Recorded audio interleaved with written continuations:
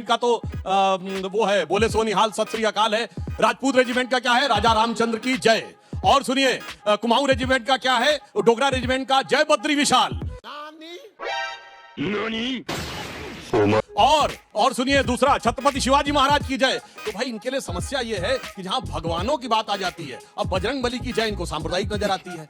इनको हर हर महादेव, मराठा रेजिमेंट का 1946 तक नारा हर हर महादेव होता था। ये इनके लिए समस्या है। वास्तविकता क्या है कि जो राष्ट्र प्रेम की भावना और जो उत्कट बलिदान की भावना आर्मी के अंदर है, आरएसएस उस भावना को रिप्रेजेंट आरएसएस नहीं करता, हजारों सालों की वो भावना है जो मैं स्थापित हूं। मोदी जी के टाइम पे एक नहीं बनाया। इन्होंने कहा कि साहब आर्मी को, हमारा देश धर्मनिरपेक्ष संविधान से चलता है, आर्मी को सभी सरकारों ने, चाहे वो अटल जी की सरकार रही हो, राजनीति से दूर रखा और आज भी हम इस चीज के पक्षधर हैं। अब यहां से कुछ सवाल आए थे यूपीएससी के बारे में। साथी आप बात कर रहे हैं, अभी यूपीएससी का जवाब दे रहा हूं, सुन लीजिए। यूपीएससी के एक चेयरमैन थे सोनी साहब, गुजरात से आए थे, मनोज सोनी। छिक्के धांधली की उन्होंने, आरएसएस बैकग्राउंड के थे। बाद सरकार भी है, संविधान भी है, फिर भी कहते हैं सब बुलडोजर राज करेगा। फिर ये नफरत की बात करते हैं। मुख्यमंत्री, अभी केसेस की बात आई थी, केस हटवा दिया। अरे भाई एक ही मुख्यमंत्री था जिसने 1 दर्जन से ज्यादा केस उत्तर प्रदेश वाले मुख्यमंत्री ने मुख्यमंत्री रहते हुए अपने हटवाए थे, और उसमें कई केस तो दंगों के भी थे। वापस आता हूं, हटे कि नहीं हटे मुझे नहीं पता, पर हटवाने का पूरा प्रयास हुआ। उसके बाद क्या हुआ, एक मुख्यमंत्री क्या भाषण देता है, तो मेरठ को मसूरी बना दूंगा। मतलब ये तो इनकी भाषा है, और फिर ये भाषा की बात करते हैं। दुर्भाग्य यह है कि इनको मणिपुर दिखाई नहीं देता। 2 साल तक प्रधानमंत्री, 1.5 साल तक एक अपील नहीं कर पाए शांति की, और ये लोग नफरत पे भाषण देते हैं। अभी लेह लद्दाख में क्या हुआ है, एक फौजी के सीने में नीचे सड़क पे डाल के उसके गोली मार दी, और ये नफरत की बात करते हैं। सोनम वांगचुक कहां है, उसकी पत्नी को नहीं पता, ये लोग नफरत की बात करते हैं। समझ रहे हो, समझ रहे हो आप, समझ रहे हो ना। अरे युवाओं के साथ एसएससी के बाहर क्या हुआ, एसएससी एग्जाम देने जो गए थे उनके हाथ और पिछवाड़े लाल कर दिए मार मार के पुलिस ने, और ये लोग नफरत की बात करते हैं। जहां अपनी वीकनेस होती है पुलिस के पीछे छिप के खड़े हो जाते हैं। अभी उत्तराखंड में क्या हुआ, एक पत्रकार महोदय के साथ 10 दिन तक गायब रहा, और पत्रकार जो फैमिली है, जो पत्रकार परिवार है, उसके लिए वो भी आवाज नहीं उठा रहा है। दुर्भाग्य, 26 इंच का सीना और विश्व गुरु हो गए हमारे पत्रकार, नेपाल में पिटाई खा रहे हैं। ये सब क्या देखना पड़ रहा है। खा रहे कि नहीं खा रहे, और मैक्सिमम नेशनल मीडिया के पत्रकार सरेआम सड़कों पर पिट रहे। एक नेपाल छोटा सा देश। मैं सोच रहा था बहुत लंबा वक्तव्य हो गया, अभी तक नफरत की एक भी बात नहीं की। खैर आखिर में वो आरएसएस का एजेंडा उन्होंने कर ही दिया। कांग्रेस पे आरोप लगाने का, वो नफरत फैलाने का एजेंडा लास्ट में कर ही दिया। जिस संस्थान में 100 साल तक इस देश के अंदर नफरत फैलाई हो और अपना रजिस्ट्रेशन नहीं करा पाया हो, जो लोग ताली बजा रहे थे बड़े जोर जोर से, बताइएगा रजिस्ट्रेशन कहां है आरएसएस का। दुर्भाग्य ये है कि चाहे वो ओरिजिन हो, वो भी वैचारिक पूरी तरह से नफरत से हुआ, चाहे वो 2 नेशन थ्योरी हो, चाहे वो 1930 का नमक सत्याग्रह हो, सविना अवज्ञा आंदोलन हो, भारत छोड़ो आंदोलन हो, कहीं आरएसएस दिखाई नहीं दिया। अंग्रेजों के साथ थे। अरे बाप रे, ये तो धोती खोल रहा है। और इनके सावरकर साहब का मैं एक कोट पढ़ता हूं, I feel no hesitation in maintaining friendly relations with British government. ये 1939 में था। कांग्रेस पे हो, सोशलिस्ट हो, कम्युनिस्ट हो, सब पे बैन लगाते थे अंग्रेज, आरएसएस पे कभी नहीं लगाते थे। तो भाई थे ना, डिवाइड एंड रूल उन्हीं से सीखा इन्होंने। दिक्कत यह है कि सैकड़ों करोड़ की बिल्डिंग दिल्ली में बनेगी, लेकिन रजिस्ट्रेशन नहीं होगा। एक ही भाव है पूरे आरएसएस का, और वो है सत्ता प्रथम, राष्ट्र प्रथम नहीं, सत्ता प्रथम। अरे मेरे को तो ऐसा धक धक हो रहा है। मेरे को भी हो रहा है कुछ। मेरा क्वेश्चन सुधांशु जी से है कि ये आरएसएस के जो मेंबर, मतलब जो स्थापक थे हेडगेवार जी, वो कांग्रेस के मेंबर थे या नहीं थे। मैम, सर ने डायरेक्टली बोला कि इंडियन आर्मी हो चाहे यूपीएससी हो, पहली बात तो इन्होंने बहुत बड़ा एलिगेशन लगा दिया कि आरएसएस की आइडियोलॉजी होगी तभी आपका वहाँ पे सिलेक्शन होगा। सर आपको मैं कहना चाहूंगा, sir patriotism, leadership, discipline, ethics, social service, यही है जो इंडियन आर्मी यूपीएससी सिखाती है। एक अंदर अगर किसी के पास ये चीज अंदर है तो वो जाएगा ही इंडियन आर्मी यूपीएससी में। सर यहाँ पर आप आइडियोलॉजी की बात करें, बट अगर किसी के अंदर ये वैल्यूज हैं तो यूपीएससी क्या है सर, वो कहीं पर भी जाएगा, वो तो जाएगा। देशभक्ति और मांगती क्या, और आरएसएस सिखाती है क्या, यही चीज सिखाती है। सर मेरा सवाल सुधांशु त्रिवेदी सर से है।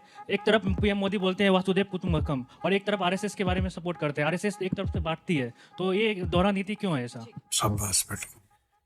सुधांशु सर से ये क्वेश्चन है मेरा कि अभी मोहन भागवत सर ने क्या अपने भाषण में ये बोला था कि भारतीय नॉलेज ट्रेडिशन से जोड़ना चाहते हैं और अंग्रेजी मीडियम को हम सर्वोत्तम हमें नहीं मानना चाहिए। पर लेकिन वहीं पर जयशंकर सर के बेटे को अगर देखें तो वो मैकलेस्टर यूनिवर्सिटी से पढ़ रहे हैं और ज्योतिरादित्य सिंधिया के सर को देखें तो वो उनके बेटे येल से पढ़ रहे हैं और पीयूष गोयल के हार्वर्ड से। तो क्या ये आपने अपने से तैयारी की है ये सवाल या किसी ने भेजा? नहीं, मैं खुद से वेरी गुड प्रिपरेशन। इधर से कोई एक आखिरी सवाल जल्दी। मेरा सवाल सुधांशु सर से है कि सर क्या आरएसएस का सेवा कार्यक्रम और पॉलिटिकल एजेंडा अलग है सर या फिर एक ही सिक्के के दो पहलू हैं सर?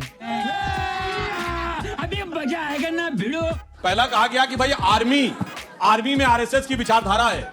तो साहब आरएसएस की प्रार्थना क्या कहती है? महामंगले पुण्य भूमे तदर्थे पतत्वेश कायो नमस्ते नमस्ते, यानी पुण्य भूमि के हित में मेरा शरीर भी गिर जाए तो कोई वो नहीं है। वही आर्मी की सोच है। और मैं कहूं इनको क्यों आरएसएस की विचारधारा जानते क्यों नजर आती है? कारण जानते क्या है? बिहार रेजिमेंट का उद्घोष वाक्य क्या है? बजरंग बली की जय। गोरखा रेजिमेंट का क्या है? जय महाकाली आयोरी गोरखारी।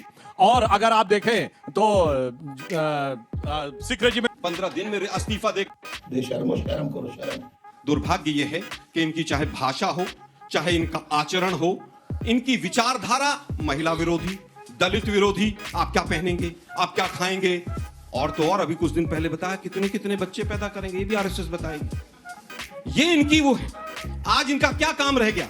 जिन्होंने बापू के सर पर सीने के अंदर गोलियां मारी हों। कंट्रोल। जिस विचारधारा ने अंबेडकर के पुतले जलाए हों, जो भगत सिंह को अराजक कहते हों, आज वो कह रहे हैं साहब राष्ट्र प्रथम है हमारे लिए। तो दुर्भाग्य यह है कि प्रतिबंध लगने के बाद भी कांग्रेस ने कहा कि आइए आप मुख्य धारा में शामिल होने का प्रयास कीजिए, लेकिन उसके बाद भी नहीं सुधरे। आज भी वही काम कर रहे हैं।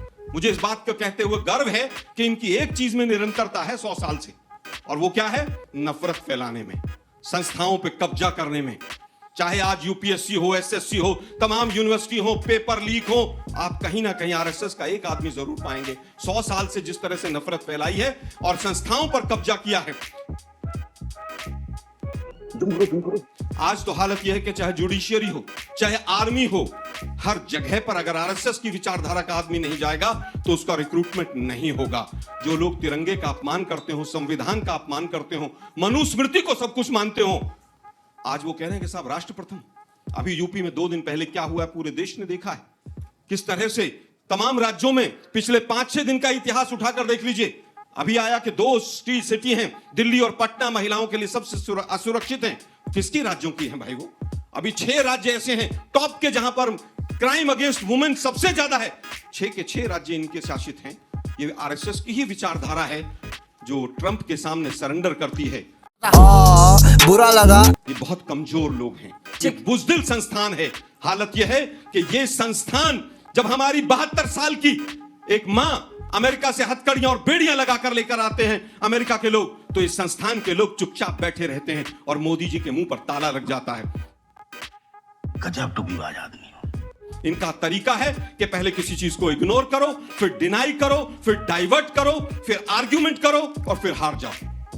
आज देश नफरती लोगों के हाथों में है, इसको बचाइए। अमेरिका के आगे सरेंडर क्या होता है, ये इनके विदेश मंत्री नटवर सिंह ने अपनी किताब one life is not enough में लिखा है कि मुझे एक पार्टी में सोनिया जी ने बुलाया और कहा कि मुझे आपको विदेश मंत्रालय से हटाना पड़ेगा क्योंकि मेरे ऊपर बहुत सारे दबाव हैं और अमेरिका का दबाव है। ये सोनिया गांधी को कोट कर रहे हैं इनके विदेश मंत्री Natwar Singh one life is not enough में। और दूसरा जाके चेक कर लीजिए, 19 नवंबर 1962 को जिस समय चीन से युद्ध आखिरी समय में चल रहा था, उस समय जो कुछ नेहरू ने लेटर लिखा है वो डिक्लासिफाइड हो गया 2010 में कैनेडी लाइब्रेरी के द्वारा। उसमें इतना शर्मसार करने वाला है कि वो ये लिख रहे हैं अमेरिका को कि आप अपने स्क्वाड्रन भेजिए। नहीं, मैं नहीं मानता। हमारे पास पायलट नहीं है, इंडिया के एयरफोर्स की कमांड लीजिए, अन्यथा हमारे हाथ से असम चला जाएगा। भारत के राजदूत ने लिखा, उस समय के जो राजदूत थे उन्होंने अपनी किताब में कि मेरा सर शर्म से झुका जा रहा था जब मैं वो लेटर देने के लिए जा रहा था। आप सोचिए आज वो लेटर अवेलेबल है। इसलिए सरेंडर किसने किया। और रही बात इसकी और नफरती की बात, तो सिर्फ एक बात कहूंगा साहब, ये गुस्ताख नबी की एक ही सजा, सर्तन से जुदा। ये हेट स्पीच है कि नहीं? अभी बता है भाई, अभी बता है। मैं सोच ही रहा था साल 2025 मतलब मुसलमानों की बात ही नहीं की। मैंने सिर्फ ये पूछा, मैंने पूछा और देखिए खैर आपने मेरी उम्मीदों पर आप खरे उतरे, बहुत बहुत धन्यवाद।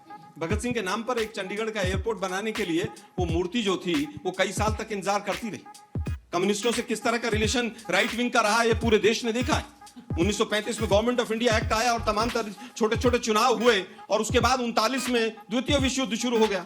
तो स्वाभाविक है कि गोलमेज सम्मेलन हो और चाहे वो सविनय अवज्ञा आंदोलन से लेकर नमक सत्याग्रह से लेकर तमाम जो कार्यक्रम थे वो चलते रहे, तो अंग्रेजों का विरोध कर रहे थे। लेकिन आरएसएस कहां थी भाई? कांग्रेस नहीं कर रही थी तो आपको दिखाई देता है, पर आरएसएस का कोई व्यक्ति किसी कार्यक्रम में कहीं अंग्रेजों के खिलाफ दिखाई दिया?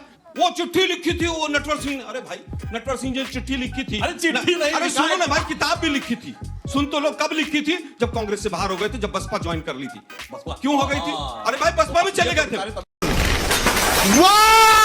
Very dangerous.